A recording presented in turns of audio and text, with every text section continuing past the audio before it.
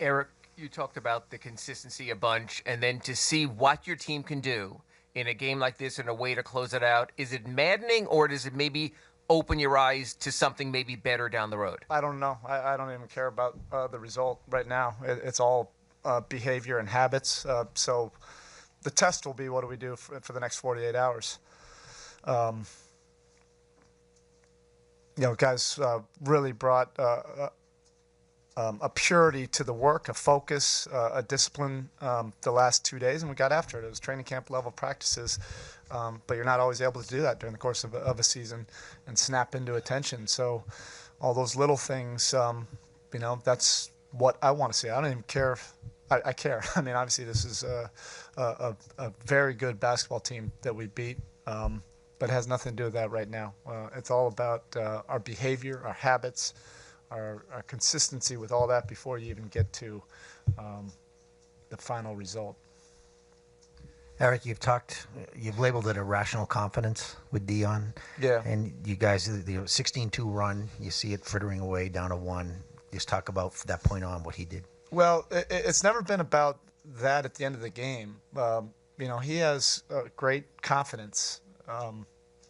It's about learning better decision making and responsibility with the ball during the course of the game to make plays for our team. And I thought he was reading the defense better, being more aggressive and patient and persistent, getting to what we wanted to get to rather than just bailing out on those shots. Now you get to the end of the game, their defense is a great defense. And you have to have guys that can create their own shot and create something out of nothing, particularly at the end of the clock, and he can do that. But I thought this was one of his better games, throughout. And then so it's not just a bailout at the end. He has some rhythm. Coach, I thought a big difference today also was the free throws, 88%. That was a big deal, and also the way Dragic played today, also very Well, aggressive. Goran was great. Goran's a winner. What we're trying to learn is winning habits.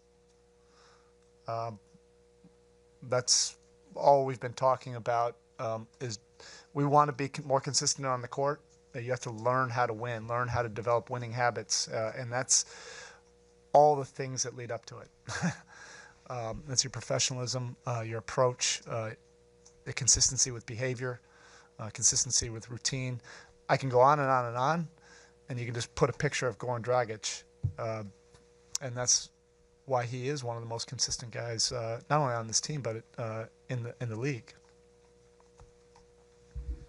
One of the hallmarks of their streak was they out-rebounded everybody, and you got them by 11 tonight. How much of an emphasis just was that? I mean, I know this has been about effort and consistency, but how much did you talk about that? It wasn't just specific to them. We've been getting our ass kicked on the glass, 50-50. Our identity is to be tough, and we haven't shown that consistently enough for pockets and here and there. And again, it's that kind of effort to get a 6-point win. Nothing is guaranteed, but that has to be what we have to embrace all the time. So again, yeah, good.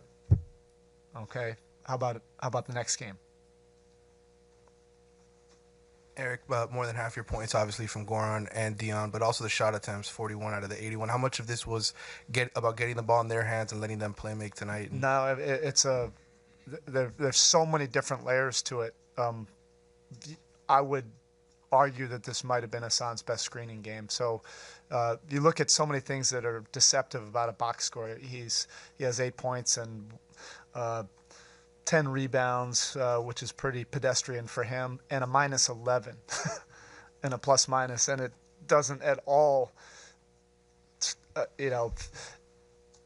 display the type of winning plays that he was making tonight. And this is what we're trying to help him with is to understand how to, really impact winning in all facets, and that's in practice. Yesterday he had a very good practice. Good shoot around, followed it up with a focused pregame. But it's not about the result, but I don't see it as an accident. So those guys were able to get in the paint. They got some great screens from our bigs. KO is one of the better screeners anyway in this league, and that's why it's a symbiotic relationship. Guys can't do it on their own.